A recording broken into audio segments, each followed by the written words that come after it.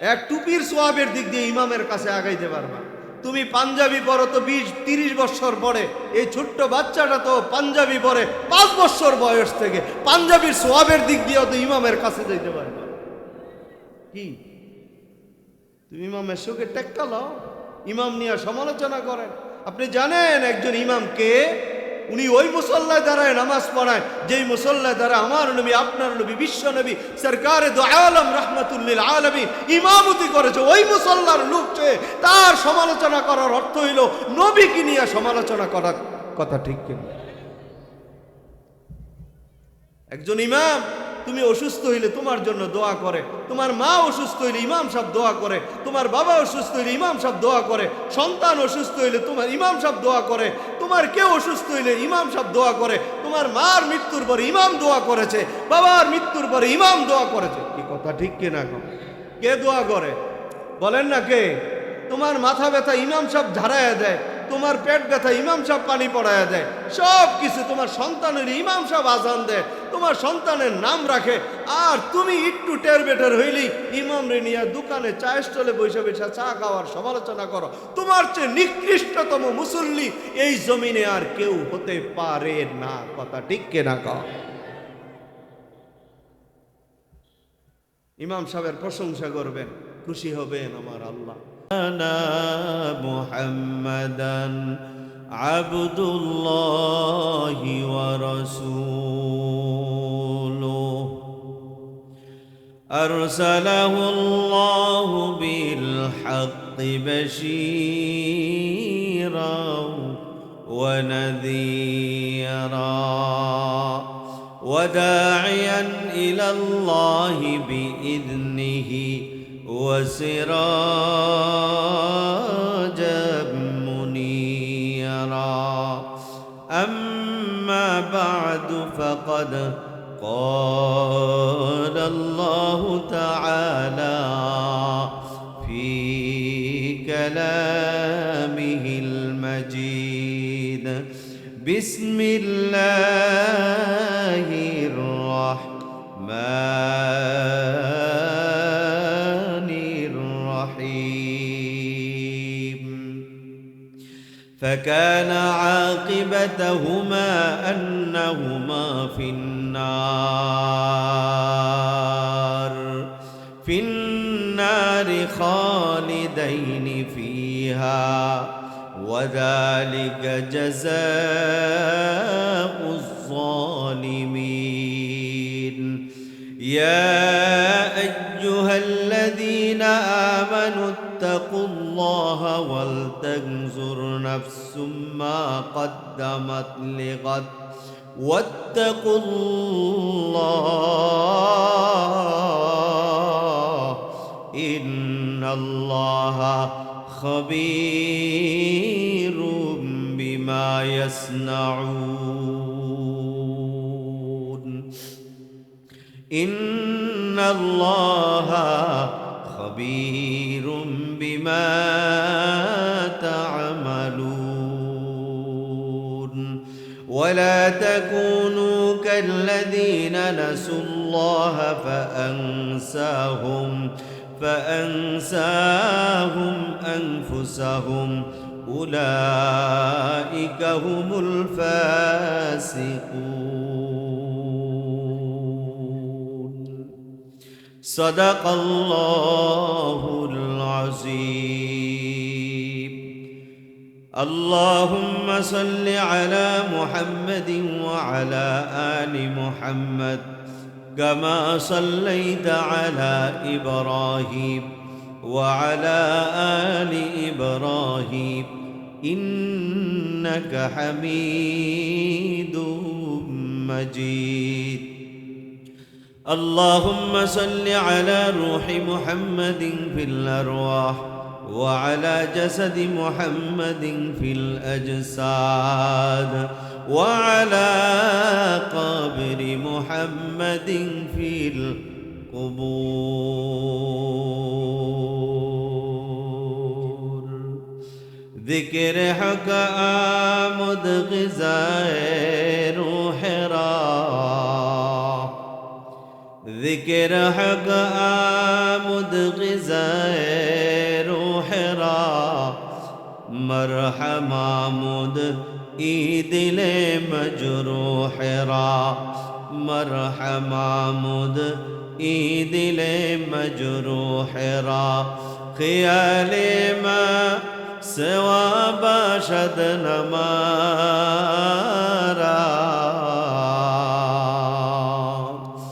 خیال ما سوا باشد نمارا زہر موکون تجلی آشکارا زہر موکون تجلی آشکارا فکر باطل کو ہٹا دے دل سے رب فکر باطل کو ہٹا دے دل سے رب ذکر میں تیرے لگا دے روز و شب ذکر میں تیرے لگا دے روز و شب لا الہ الا اللہ لا الہ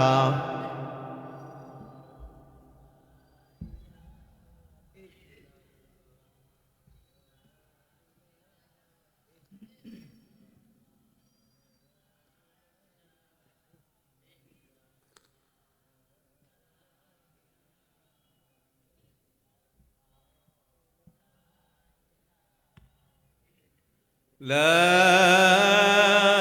إله إلا الله محمد رسول الله قرن صلى الله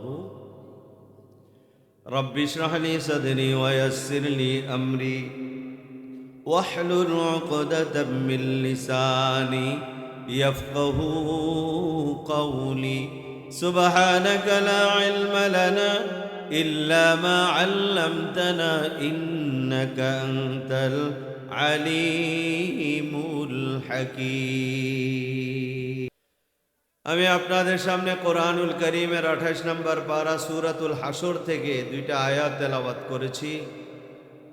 আল্লাহ তাআলা যদি তৌফিক দান করেন তেলাওয়াতকৃত আয়াতের উপরে অল্প সময় কিছু কথা বলবো হুজুর আসার আগ পর্যন্ত। তেলাওয়াতকৃত আয়াতের মধ্যে আল্লাহ তাআলা আমাকে আপনাকে স্মরণ করিয়ে দিয়ে বলেন, হে আব্দুর রহমান, আব্দুর রহিম, রহিমা খাতুন, এই দুনিয়ার পরে তোমাদের একটা হায়াত আছে, এই হায়াতের শুরু আছে আর শেষ নাই। দুনিয়ার হায়াতের শুরু আছে, শেষও আছে। আল্লাহ তাআলা স্মরণ করায় দেন তোমাদের আখিরাতের একটা হায়াত পরে আছে যেটা শুরু হবে আর শেষ নাই।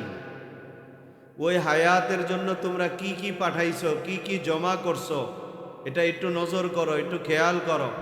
কারণ যদি ওই জায়গায় যায় আফসোস করো, হাজার আফসোস করলেও আর দুনিয়াতে তোমাকে ফিরিয়ে দেওয়া হবে না যে আমি একটু পর্দায় থাকবো, আমি নামাজ পড়বো, আল্লাহ জীবনে আর নামাজ কাজা করব না, আমার বিবিকে আর বেপর্দায় রাখবো না।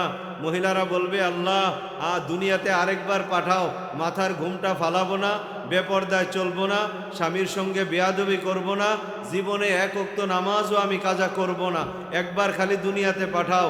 আল্লাহ তাআলা বলবেন, বান্দা ও বান্দি, দুনিয়াতে পাঠানো শেষ, আর দুনিয়াতে যাওয়া যাবে না। কথা ঠিক কিনা? না আরেকবার আসতে পারবেন?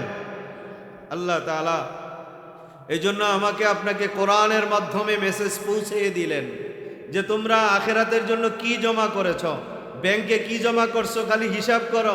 সোনালী ব্যাংকে কত টাকা, আমার গ্রামীণ ব্যাংকে কত টাকা, ইসলামী ব্যাংকে কত টাকা, পূবালী ব্যাংকে কত টাকা, আইএফএসআর ব্যাংকে কত টাকা, অগ্রণী ব্যাংকে কত টাকা, সব টাকা হিসাব করো।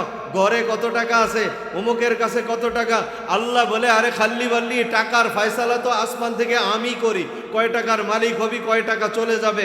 আল্লাহ বলে এই হিসাব বাদ দাও, তুমি কবরে যাইয়া কেমনে আরামে থাকবা, হাসরের ময়দানে ডান হাতে আমলনামা কেমনে আসবে, পুলসেরাতের পুলটা কিভাবে পার হইবা, আল্লাহর সন্তুষ্টি কেমনে অর্জন করবা, তোমার নেকের পাল্লাটা ভারী কেমনে হবে, ওই চিন্তা তুমি করো। দুনিয়ার চিন্তা করা লাগবে না, কারণ দুনিয়াতে তোমাকে পাঠানোর 50,000 বছর আগে তুমি কি খাইবা, কি পরবা, কয় ঘরের মালিক হইবা, কয় জমিনের মালিক হইবা, সব লিখে ফেলেছি। তোমার অটোমেটিক আসবে আসবে আসবে, সন্দেহ নাই। কথা ঠিক কিনা কন? আল্লাহ তাআলা বলে দুনিয়া নিয়ে তোমাকে পেরেশানি করতে আমি পাঠাই নাই, দুনিয়ার কামাই জন্য তোমারে পাঠাই নাই। দুনিয়ায় যতদিন থাকবা তোমার ভাত কাপড় যা কিছু লাগে সব ব্যবস্থা আমি আল্লাহ করব। আখিরাতে আমি আল্লাহ একটা নেকিও তোরে দেব না, একটু মায়ার নজর দিয়েও তাকাবো না। আখিরাত হবে আমার কঠোরতার হায়াত, আমার কঠোরতা দেখবে সেখানে। আমি একটু নরমিতা, মায়া, দয়া, রহমান, রহিম কোনো গুণ সেখানে দেখবা না। দুনিয়াতে আমি কাফের রে খাওয়াই, মুশরিকের রে খাওয়াই, বেনামাজি রে খাওয়াই, বেপরদাওয়ালের খাওয়াই। আমার একমাত্র রহমান আর রহিম নামের গুণ এটা আখেরাতে পাইবা না, না পাবা কবরে, না পাবা হাসরে, না পাবা মিজানে।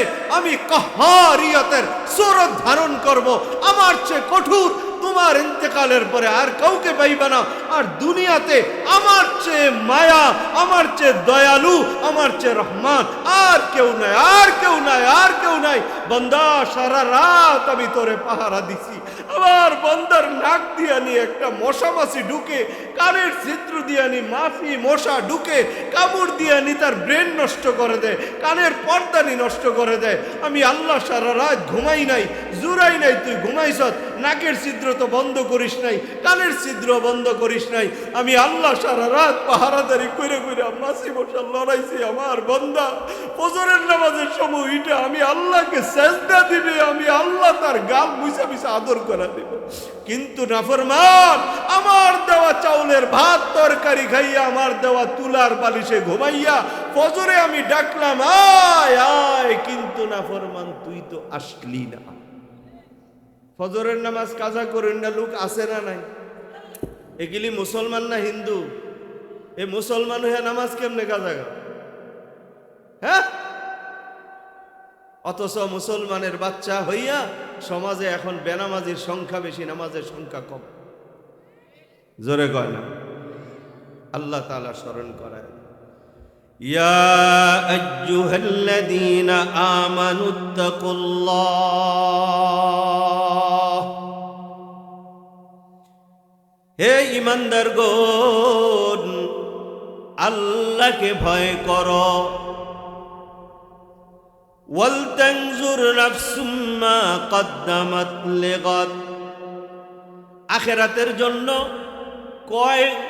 কয় হাজার নামাজের সওয়াব, কয় লক্ষ নামাজের সওয়াব, জিকিরের সওয়াব, দুরুদের সওয়াব, তাহাজ্জুদের সওয়াব, ইশরাকের সওয়াব, পর্দার সওয়াব, কতটুকু সওয়াব তুমি আখিরাতের জন্য জমা করেছো এগুলি ঠিক হিসাব করো। ওয়াত্তাকুল্লাহ, আল্লাহ বলে বান্দা এই সব কিছু করার জন্য, হিসাব করার জন্য তুই আল্লাহর ভয় থাকা লাগবে তোর কাছে। যদি আমি আল্লাহর ভয় না থাকে রে, জীবনেও তোর আখিরাতের কথা মনে হবে না, কবরের কথা মনে হবে না। তোর বাবা ওই কবরে শুয়ে আছে, তাকায়া দে, তোর মতো একদিন কালো চুল, কালো দাড়ি, টান টান চামড়া নিয়া জমিনে ঘুরতো। এই বাড়ির মালিক ছিল রে, কত চা দোকানে চা খাইছে, আজ তোর বাবা নাই, কবরে শুয়ে আছে।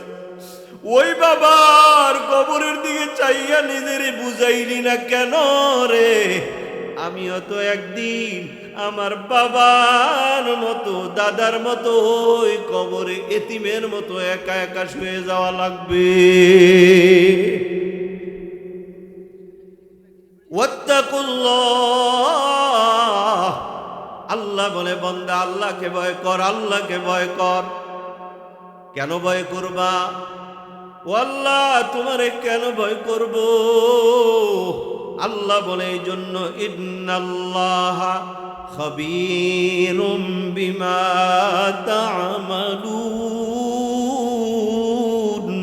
নিশ্চয়ই আল্লাহ তাআলা তোমার জীবনে যা করো সব কিছুর খবর আমার আল্লাহ রাখে। ও কলিজার টুকরা যুবক ভাই, রাতের অন্ধকারে কি গুনাহ করো, মোবাইলের কি গুনাহ করো, আর দিনের বেলা মোবাইলে কি গুনাহ করো, রাস্তায় কি গুনাহ করো। আমার আল্লাহ বলে, বান্দা রাতের গুনাহ আমি জানি, দিনের গুনাহ আমি জানি, একা একা যা গুনাহ করো তার খবরও জানি, মানুষের ভিতরে কি গুনাহ করো তাও জানি, আর দিলে দিলে গুনার কি কল্পনা করো আল্লাহ বলে সেটারও আমি খবর রাখি। এই ক্ষমতা আমার আল্লাহর আছে না নাই? এই জোরে বলো, আছে না নাই? আমার আর তোমার অন্তরের খবর জানে, তার নাম কি? একটু মুখটা বইরা ডাক দাও, আরো জোরে ডাক দাও, একটু জোরে ডাক দাও না আল্লাহ। একটু জোর করে মুখটা পুরাইয়া বলো না আল্লাহ। আল্লাহ তাআলা বলে, বান্দা ওয়াত্তাকুল্লাহ, আল্লাহকে ভয় করো। আল্লাহকে জিজ্ঞেস করলাম, আল্লাহ তোমারে যদি ভয় করি তাহলে কি হবে? আল্লাহ তাআলা বলে, বান্দা আমাকে যদি ভয় করো তোমার যা দরকার তা আমি দিয়ে দিব। আমাকে যদি ভয় করো তোমার যখন যা প্রয়োজন আমি তা দিয়ে দেব। তোমার কি প্রয়োজন আমি সারা দুনিয়ার কেউ জানে না। ঘরের প্রয়োজন মিটিয়ে দেব, টাকার প্রয়োজন মিটিয়ে দেব, জমিনের প্রয়োজন মিটিয়ে দেব। ব্যবস্থা আমি করব, দুনিয়ার কেউ করবে না। তোমার জায়গা জমি বাড়ি গাড়ি খানা সব কিছুর ফয়সালা জমিনে হয় না। আল্লাহ বলে, বান্দা সব কিছুর ফয়সালা হয় আসমানে। ও সুদখোরের দলেরা, আজকে সুদের ব্যবসা করি আমার আল্লাহর সঙ্গে যুদ্ধ করতেছো। ও ঘুষখোরের দলেরা, ঘুষ খাইয়া আমার আল্লাহর সঙ্গে যুদ্ধে লিপ্ত হয়ে গেছো রে। আল্লাহ বলে, আমি তোর রিজিক দেব, আগামী বেলা কি খাবি এটাও আমি আল্লাহ ব্যবস্থা করব। সকাল বেলার নাস্তা আমি আল্লাহ ব্যবস্থা করব, দুপুরের খানার ব্যবস্থা, রাতের খানার ব্যবস্থা, আগামী মাসের ব্যবস্থা, আগামী বছরের ব্যবস্থা আমি আল্লাহই তো করব, দুনিয়ার কেউ করবে না। কেন তুই সুদে টাকা লাগাইতে গেলি? কেন সুদে টাকা আনতে গেলি? কেন ঘুষ খাইলি? কেন গুড় দিলি? কেন মানুষের টাকা মাইরা খাইলি? আল্লাহ বলে, না না, দুনিয়ার রিজিকের ব্যাপারে আমি আল্লাহকে আল্লাহর উপরে ছেড়ে দাও। আখিরাতের ব্যাপারে তোমার ফিকির তুমি করো, আমি করব না। কথা বুঝেন না? দুনিয়ার জিম্মাদারি কার? আখিরাতের জিম্মাদারি আমার। বুঝেন নাই কথা? দুনিয়ার জিম্মাদারি কার? আখিরাতের জিম্মাদারি কার? আমার। আখিরাতের জিম্মাদারি আমার। আখিরাতে আল্লাহ একটা নেক আমারে দিবে না, সওয়াব একটাও দিবে না। দুনিয়াতে যা প্রয়োজন সব দিয়ে দিবে। বুঝেন নাই আমার? দুনিয়ার সব দায়িত্ব কার? কথা বুঝে না আমার। দুনিয়ার সব কিছু আমার দায়িত্ব কার? আমার ঘরের দায়িত্ব কার? বাড়ির দায়িত্ব কার? খানার দায়িত্ব কার? জমিনের দায়িত্ব কার? ফসলের দায়িত্ব কার? চাকরির দায়িত্ব কার? ব্যবসার দায়িত্ব কার? সন্তান দেওয়ার দায়িত্ব কার? তো আল্লাহর সব কিছু আমার চিন্তা করার কি দরকার? আমি কেন সুদে টাকা আনবো, সুদে টাকা লাগাবো? কেন ঘুষ খাইতে যাব? কেন পরের মারতে যাব? কেন চুরি করতে যাব? কেন আমি জুলুম করতে যাব? কেন চান্দাবাজি করতে যাবে? এই চান্দাবাজ, কেন চান্দাবাজি করবি? দরকার হয়তো নামাজ পড়ে আল্লাহর কাছে চল, আল্লাহরে ভয় কর। আল্লাহর ভয় নাই এই জন্য নামাজ ছেড়ে দাও। আল্লাহর ভয় নাই এই জন্য তুমি বেপরদায় চলো। আল্লাহর ভয় নাই এই জন্যই তুমি সুদ খাও, ঘুষ খাও, বেপরদায় চলো, মানুষের হক মাইরা খাও। কথা ঠিক কিনা খাও? আল্লাহর ভয়ের কি লাভ যুবক শোনায় যায়? আল্লাহকে ভয় কর, কারণ দুনিয়ার কেউ যখন দেখে না আমার আল্লাহ তখন দেখে। কথা ঠিক নেই? আমার আল্লাহ তখন দেখে। বহু আগে বনি ইসরাইলের একজন ব্যবসায়ী বাবা হেঁটে হেঁটে মানুষের বাড়িতে ব্যবসা করত, এমন ব্যবসায়ী এখনো তো আছে। মাথায় টুকরি, টুকরির মধ্যে মাল, হেঁটে হেঁটে বাড়িতে বাড়িতে যাইয়া যাইয়া বিক্রি করে। ওই লোকটার চেহারা বড় সুন্দর, যদিও গরিব মানুষ, ভালো কোনো একটা ঘর নাই, শরীরে তেমন কাপড়ও ভালো নাই, দামি নাই, গরিব মানুষ। চেহারার মধ্যে এমন একটা নূর, যে কেউ দেখলে বাবা তার চেহারার প্রতি ফেদা হয়ে যাবে। কারণ যারা আমলি মানুষ, এদের চেহারার মধ্যে একটা আল্লাহ পাক আমলের নূর দিয়ে দেয়। ইয়াসা বাইনা আইদিহিম ওয়া আন শিমালিহিম, এই নূরগুলো হাসরের ময়দানে তার ডানে বামে সামনে পিছনে দৌড়াইতে থাকবে। সুবহানাল্লাহ। এই লোকটা মাথায় টুকরি নিয়া মাল নিয়া বিক্রি করতে করতে করতে ওই জায়গার এক জমিদারের বাড়িতে হাজির। জমিদারের বিবি পর্দার আড়াল থেকে ওই টুকরিওয়ালা ব্যবসায়ীকে দেখা, চেহারা দেখা বড় আশ্চর্য হয়ে গেল। একজন টুকরিতে মাল নিয়া হেঁটে হেঁটে বিক্রি করে, এর চেহারা এত সুন্দর হয় কিভাবে? খাদেমাকে পাঠাইলো, খাদেমা যাও যাও ওই টুকরিওয়ালা ব্যবসায়ীকে ডাইকা নিয়ে আসো, আমি মাল কিনবো। ব্যবসায়ীকে ডাইকা ঘরের ভিতরে ঢুকাইয়া দরজা লাগাইয়া বলে, এই ব্যবসা করে কয় টাকা পাও? এর চাইতে ডবল ডবল টাকা দিব যদি তুমি আমার প্রস্তাব মেনে নাও। লোকটা বলে, কি প্রস্তাব? আমি বিক্রি করে সামান্য কিছু মাল, যা উপার্জিত হয় এ নিয়ে আমার স্ত্রী আর সন্তান নিয়ে সংসার চালাই, কোনো প্রস্তাব নাই, যা কিছু দরকার রেখে দেন, আমি চলে যাই। মহিলা বড় জঘন্য, মহিলাদের যে ফেতনাই দুনিয়াতে আল্লাহর নবী আর কিছু রাইখা যায় নাই। মহিলা বলে, যদি আমার প্রস্তাব না মানো, দরজা লাগানো, চিল্লাইব আর মানুষ জড়ো করে বলবো সে আমার সঙ্গে অপকর্ম করতে চাইছে, তখন অবস্থা 12টা বাজা যাবে। এমন বজ্জাত মহিলা আছে না নাই? এখন ওই ব্যবসায়ী জমিদারের বিবিকে বলে, এখন বলো তোমার কি করতে হবে? বলে, আমার সঙ্গে শারীরিক মিলন করবা। জোরে চিল্লায় বলেন নাউযুবিল্লাহ।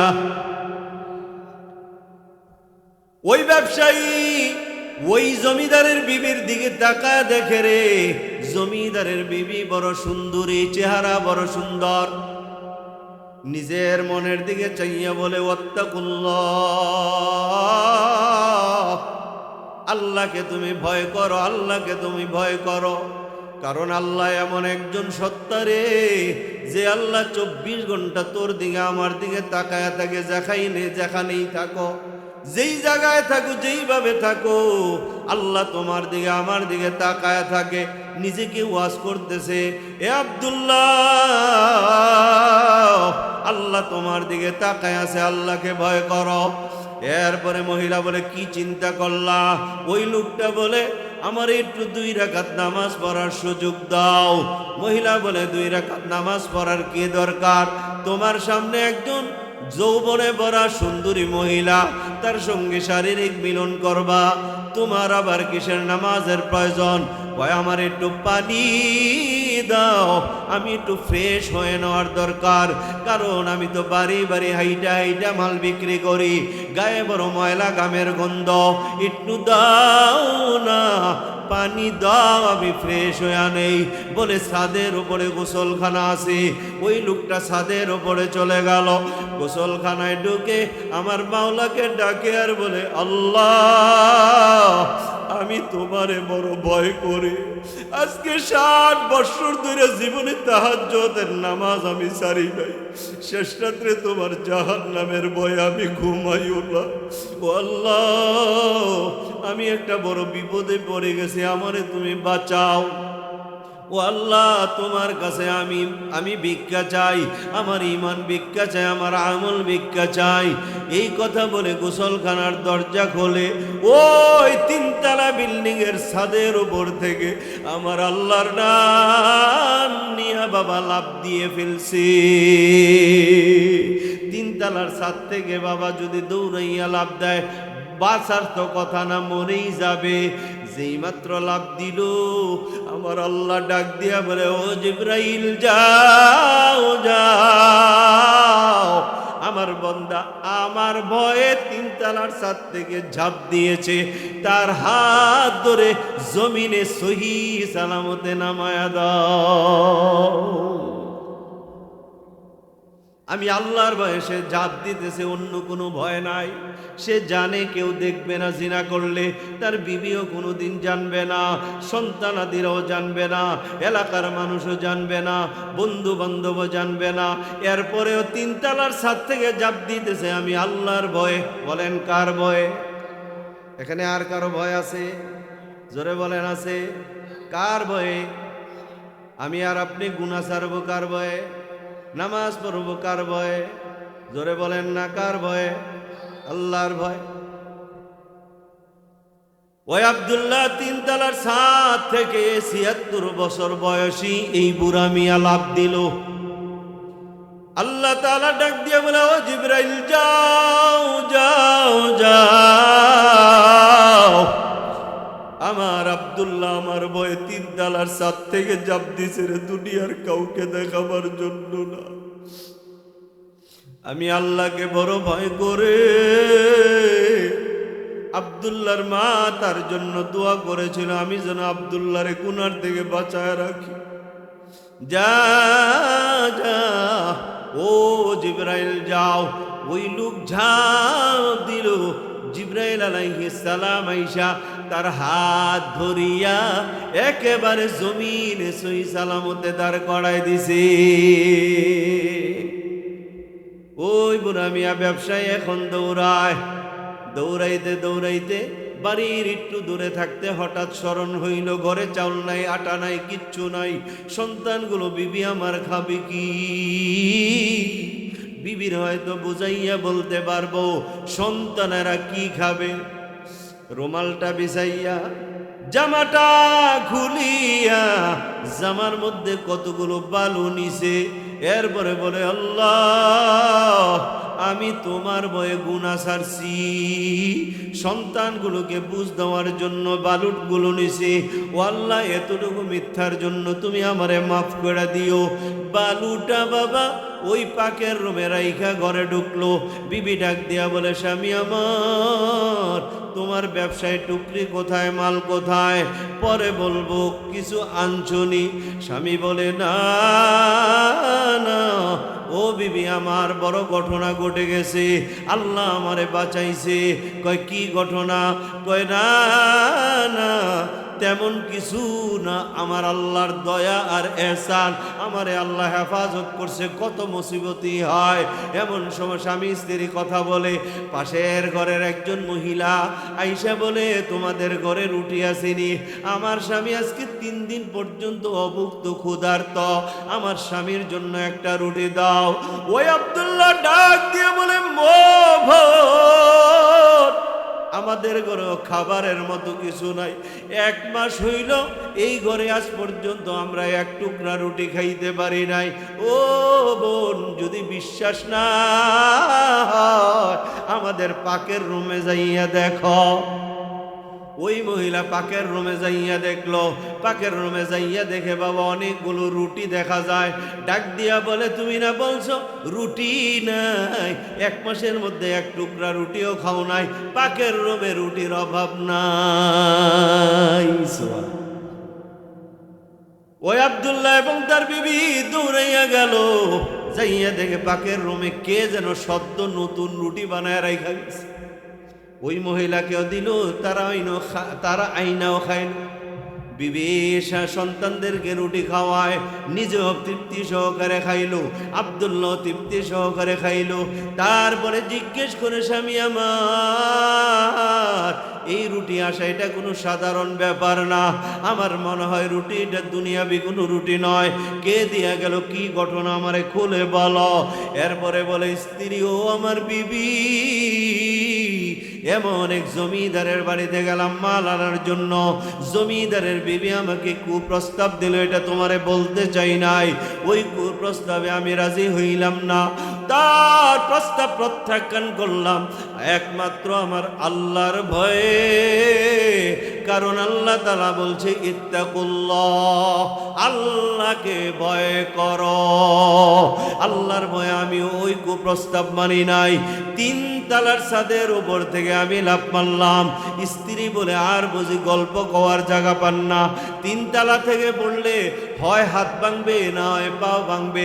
হাতও ভাঙে নাই, পাও ভাঙে নাই, কোনো দুলা বালি মাটিও তো লাগে নাই। স্বামী ডাক দিয়া বলে, বিবি আমার, আমি যখন 3 তালার ছাদ থেকে ঝাঁপ দিলাম, কে যেন আমার হাত ধরলো গো। আমি তাকাইলাম, কাউকে দেখলাম না, নিরাপদে আমারে জমিনে দাঁড় করাই দিল।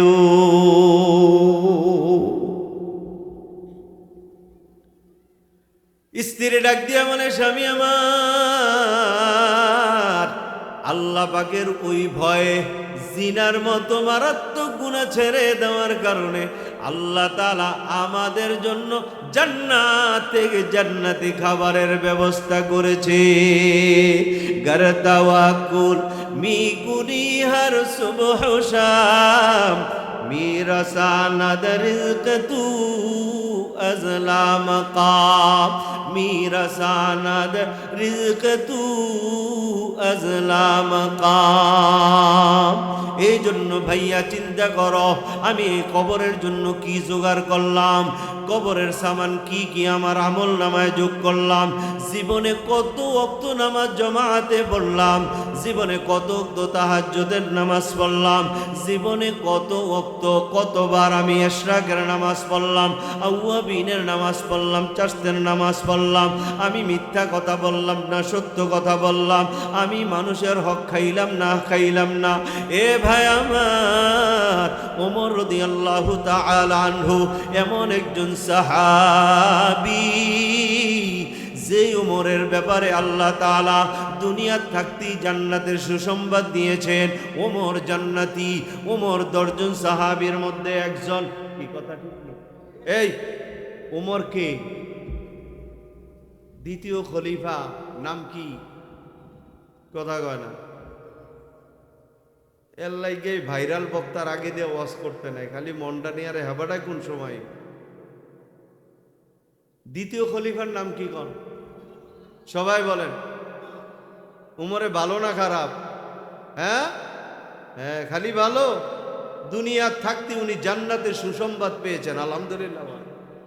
ওমর দুনিয়াতে থাকতে জান্নাতের সুসংবাদ পাইছে। এরপরে ওমর রাতের বেলা কবরের কাছে যাইয়ে কাঁদতো আর বলতো, ওমর, আল্লাহ যদি তোমারে মাফ না করে, দুনিয়ার মানুষ যদি তোমার কবরে ফুলের মালা দেয়, তোমার কোনো ফায়দা হবে না। ওমর কবরের সঙ্গে বুক লাগায়া কাঁদে আর বলে, আল্লাহ তুমি ওমরকে মাফ করে দাও।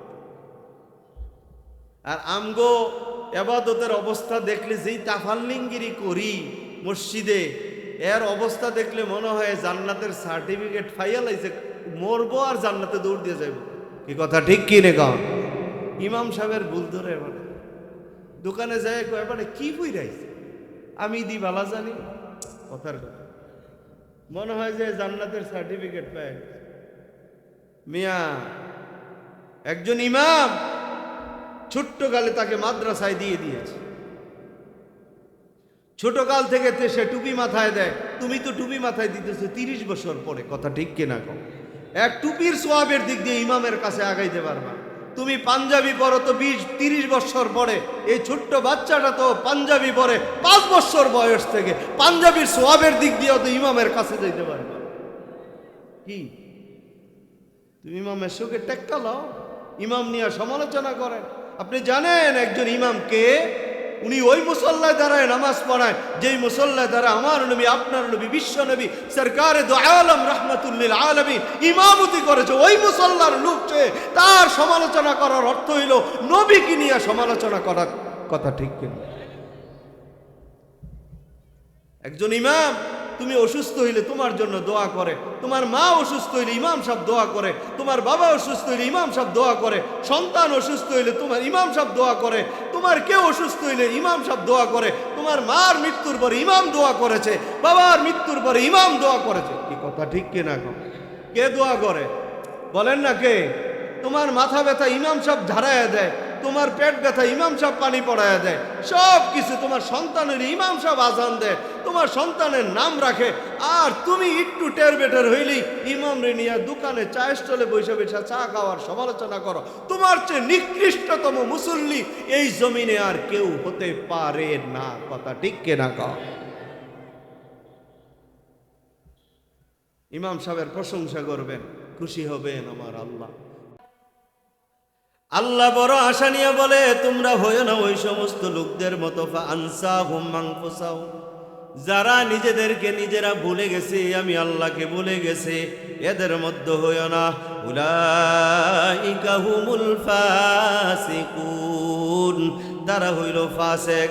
লা ইয়াস্তাবি আসহাবুন নার ওয়া আসহাবুল জান্নাহ, আসহাবুল জান্নাতি হুমুল ফাইজুন। লা ইয়াস্তাবি আসহাবুন নার ওয়া আসহাবুল জান্নাহ, কই জান্নাতীরা আর জাহান্নামীরা কখনো এক রকম হইতে পারে না। না রে, চলতে পারো না। ছেলেরে ফোন দিয়ে কফলা পুত্রে 20,000 টাকা হয় না, 10,000 টাকা হয় না, ও তার একটু বাড়ায় দেয়। ইমাম সাহেব বেতন কত? 6,000। ক্লিয়ার নি? 3 মাস বাকি। ইমাম সাহেব যদি যায় কয় বেতনটা বাড়ান, এই বেতনে চলা যায়, কয় আল্লাহ আপনারে চালাই, তো তোমারে কে চালায়?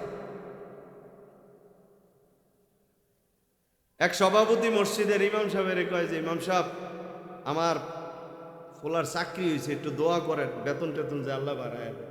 ইমাম সাহেব দোয়া করছে, আল্লাহ সভাপতি সাহেবের ছেলের চাকরি হয়েছে, আমার যত যা বেতন সভাপতির ছেলের জন্য এই বেতন। এবার খাবলা দিয়ে হাত ধরে, এই রাহেন মিয়া, আপনার কইছে এই দোয়া করতেন, আপনার এই বেতন আমার ফুতে পাইলে চলতে পারবো?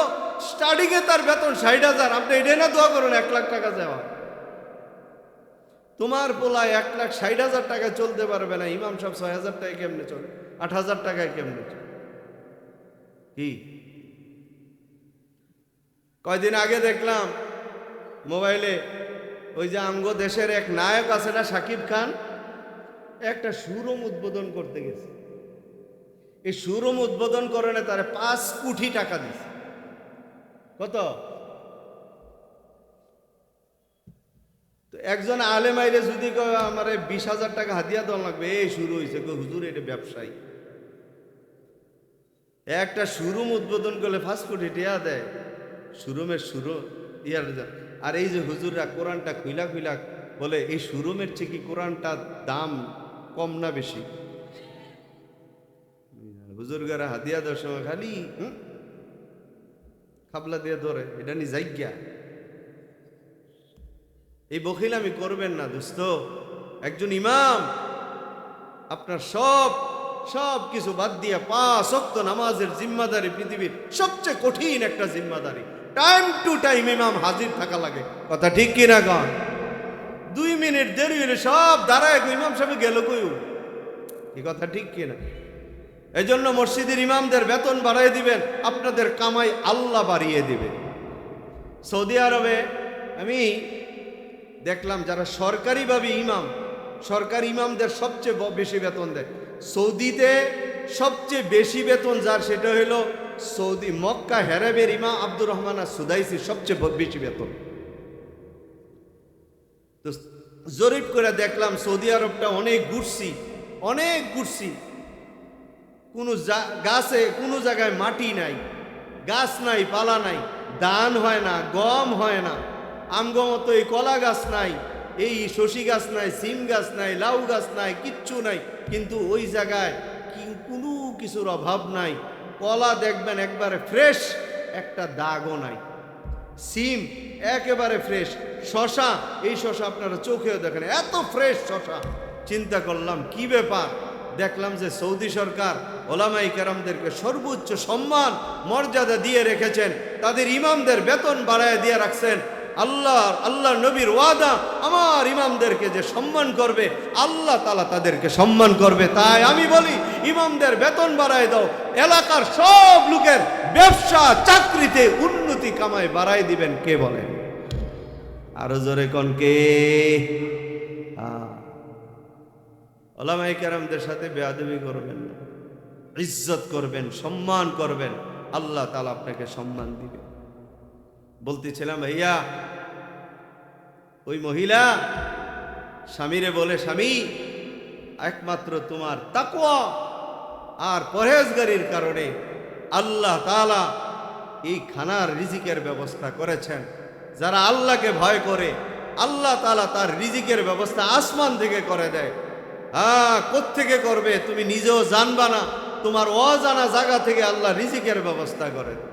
আমার পর্দার আড়ালের মা বোনদেরকে আমি নসিহত করে যাই, জীবনে যদি সুখ চাও, শান্তি চাও, কবরের জিন্দিগি যদি আরাম চাও, হাসরের ময়দানে যদি আমল নামাটা ডান হাতে পাইতে চাও, পুলসিরাতের পুলটা যদি বিজলির আকারে পার হইতে চাও, ছোট্ট একটা সহজ পদ্ধতি দেখায় যায়। সেটা হলো তোমার ঘরের স্বামীর মনোতুষ্টি অর্জন করো, স্বামীর খেদমত করো, আর পর্দা মেনটেন করে চলো। মাথায় ঘুমটা দাও, আওয়াজটা ছোট করো, তোমার গলার আওয়াজ যেন বেগানা পুরুষ না শুনে, মাথার চুলগুলো যেন বেগানা পুরুষে না দেখে, স্বামীর মনোতুষ্টি অর্জন করো। এরপরে কবরে যাও। নবী বলেন, আমি বলি না, দাখালাতিল জান্নাহ, এই মহিলা সুজা জান্নাতে ঢুকে যায়। বুঝেন নাই গো? রাসূল বলেন, আইয়ুমা ইমরাআতিন মাতাত ওয়া যাওজুহা আনহা রাজিন দাখালাতিল জান্নাহ। যেই মহিলা স্বামীর মনোতুষ্টি অর্জন করে কবরে যাবে, মারা যাবে, মদিনার নবী বলেন, আমি সার্টিফিকেট দিয়ে গেলাম ওই নারীর জন্য, দাখালাতিল জান্নাহ, সে জান্নাতে চলে যাবে। আমার নবী একদিন ফজরের নামাজ পড়ে সাহাবাই কেরামদের দিকে ফিরে প্রথমে ডাক দিলেন, আইনাল আলী, আমার আলী কই? আলী এই দিন পিছনে নামাজ পড়লো, পিছন থেকে বলে, লাব্বাইক ইয়া রাসূলুল্লাহ, আমি হাজির আছি। আল্লাহর নবী বলে, আলী আমার সামনে আসো, তোমার সঙ্গে আমার কথা আছে। আলী সামনে আসলো। নবী জিজ্ঞেস করে, আলী রে, গত রাত্রে ফাতেমার সঙ্গে তোমার কি ঘটনা ঘটছে আমার একটু খুইলা বলো। আলী বলে, ইয়া রাসূলুল্লাহ, ফাতেমাকে আমি যাইয়া বলছিলাম, ফাতেমা আমি আপনার পিছনে এশার নামাজ পড়ে গিয়েছি, পানির পিপাসা লেগেছিল, আমি যাইয়া বললাম, ফাতেমা আমার একটু পানি দাও। আমি এমনি শরীরটা ও বিছানায় হেলাইয়া দিলাম। ফাতেমা পানি আনতে গেল, ক্লান্ত শরীর নিয়ে যখন বিছানায় হেলায় দিলাম, চোখে ঘুম চলে আসলো। কখন যে ঘুমায় গেছে বলতেও পারি না। বেলালের আযান, আমার ঘুমটা ভেঙ্গে গেল। বেলালের আযান শুনে আমি যখন চোখ খুললাম গো নবী, তাকায় দেখি আমার মাথার শিওরে পানির একটা পেয়ালা নিয়ে ফাতেমা দাঁড়ায়। আমি তাড়াতাড়ি বসে গেলাম, ফাতেমাকে বললাম, ফাতেমা আমি তো প্রথম রাত্রে পানি চেয়েছিলাম, এখন তো ফজরের আজান হচ্ছে, তুমি কেন পানি নিয়ে দাঁড়ায় আছো? ফাতেমা বলল, স্বামী আমার আব্বা মুহাম্মদুর রাসূলুল্লাহ বলেছে, স্বামীর খেদমতের জন্য কেউ যদি একটা রাত ব্যয় করে স্বামীর খেদমত করে, স্বামী যদি তার উপরে সন্তুষ্ট হয়, আল্লাহ তারে জান্নাতের সুসংবাদ দিয়ে দিবে। স্বামী আমার, আপনি যখন রাতের বেলা পানি চাইলেন, আমি পানি আনতে গেলাম, কলসির কাছে যাইয়া দেখি পানি নাই। কিভাবে আপনাকে আদেশ দে, আমার খারাপ লাগতেছিল, তাই আমি বড় ওড়না দিয়া ঘুমটা দিয়া পানি আনার জন্য চলে গেলাম। পানি আইনা দেখি আপনি ঘুমায় গেছেন। আমি পেয়ালার মধ্যে পানি নিয়া আমি আপনার শিওরে দাঁড়ায় রইলাম। মনে মনে ভাবলাম, যদি নবীরে আমি ডাকি, আমি যদি আমার স্বামীরে ডাকি, ঘুমটা ভেঙ্গে যায়, স্বামীর তো আবার ঘুম নাও হইতে পারে। এর চাইতে ভালো আমি স্বামীর খেদমতের নিয়তে পানি নিয়ে দাঁড়ায় থাকি। ঘুমটা যখন ভাঙবে, পানিটা আগায় দিলে স্বামী খুশি হইয়া আমার জন্য দোয়া করবে। বুঝেন নাই? আর আমগো বিবিরা একটু দাঁড়াই থাকি, উঠলে তো কই তার আমি 1 ভরি স্বর্ণ কিনা দেন, 4টা 3 পিস।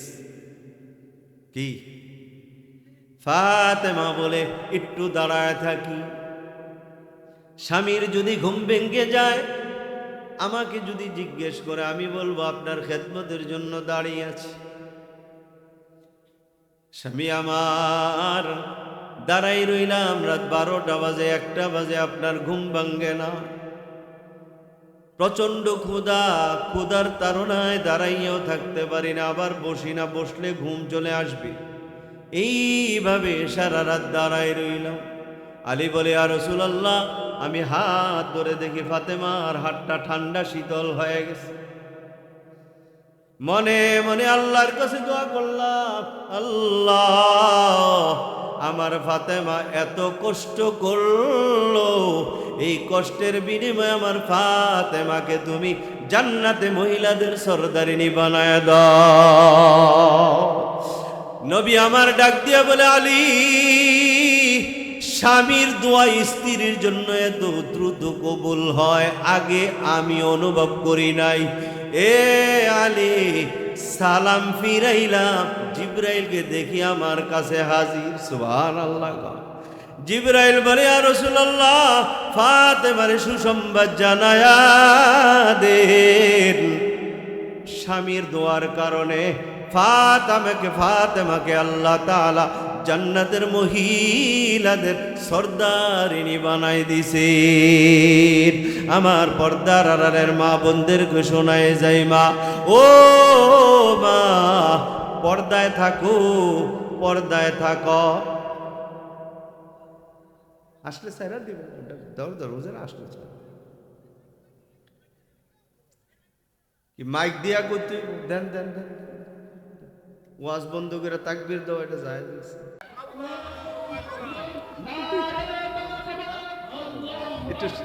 একটু শেষ করে দে, হ্যাঁ, 1 মিনিট।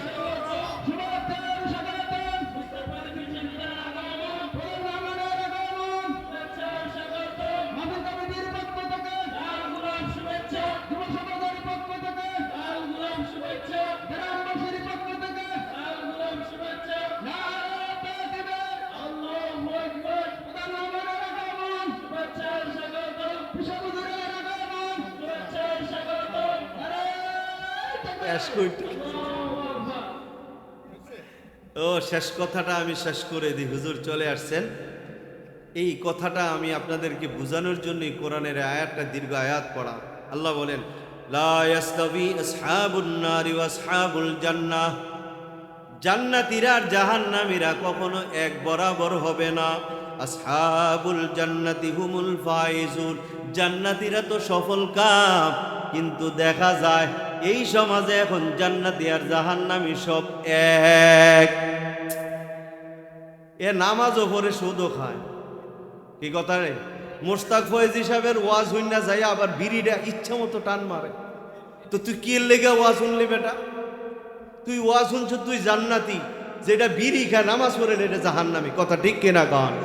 আল্লাহ তাআলা বলেন, লা ইয়াস্তাবি আসহাবুন নারি ওয়া আসহাবুল জান্নাহ, জান্নাতি আর জাহান্নামী এক হইতে পারে না।